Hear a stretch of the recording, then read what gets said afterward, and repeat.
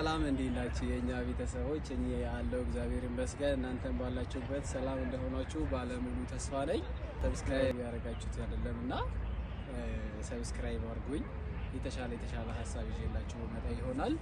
ህይወታችን ላይ መጥተው እኛ ደግሞ በደንብ ያልተረዳናቸው 5 ጠቃሚና ዋና ነገራቶች እነግራችኋለሁ። ላይክ ሰብስክራይብ ያደረጋችሁ አበረታቱኝ።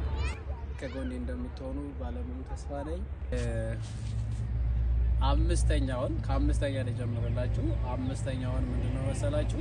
በህይወታችን ላይ መጥቶ እኛ ደግሞ እንደ መጥፎ የወሰናቸው ወይም ደግሞ ለኛ ጥሩ ነገር አይደለም ብለን የተበሳጨንበት እንትን አምስተኛውን ነገራችሁ። ከአምስተኛው ስጀምረላችሁ ምንድነው በጓደኝነት ስትቃሉ ምን ማለት ነው? ለምሳሌ አሁን በጓደኝነት ተጎዳሁኝ ትላላችሁ አይደለ?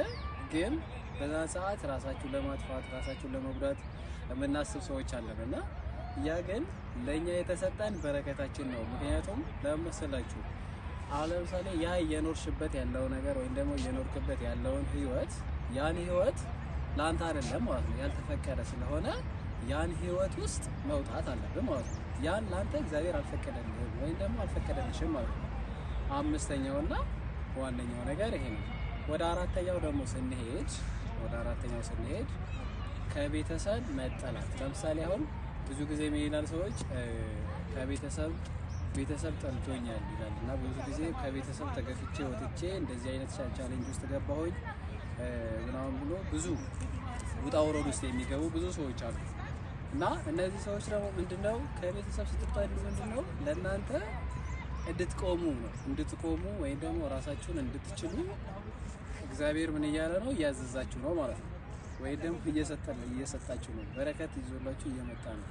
አንደኛ ነገር ከቤተሰብ ጋር ስትቀመጡ እናንተ ምንድነው ቻሌንጅ፣ ለምሳሌ ከቤተሰብ ጋር ወጥቼ እንዴት ነው መኖር የምችለው? እንዴት ነው ያለኝን ነገር ራሴን ችዬ እንዴት ነው ማስተዳደር የምችለው የሚለውን ፍራቻ ያድርባችኋል። ግን ደግሞ ጨክናችሁ ስትወጡ ወይም ደግሞ ያን ነገር ትላችሁ ስትወጡ በጣም የምትጠቀሙበትና በጣም በሚገባ ራሳችሁን የምታውቁበት ጊዜ ያ ጊዜ ነው ማለት ነው። ሶስተኛው ጊዜ ደግሞ ከጎናችን ያሉ ጓደኞቻችን አይተናቸው ግን እናውቃለን? የምር ማለት ነው። የምር አጠገባችን ያሉ ጓደኞቻችን የምር አናውቃቸውም በደንብ ማለት ነው። ጥቅማቸውና ጉዳታቸውን የምር አናውቃቸውም። ምክንያቱም ለምን መሰለህ? እዚህ ጋር ካጠገባችን እያሉ ምንም ነገር እንትን ጥቅማቸውና ጉዳታቸውን አናውቅም። የምር ማለት ነው። በጣም ለኛ ለህይወታችን የሄዱም ሊሆን ይችላሉ፣ ግን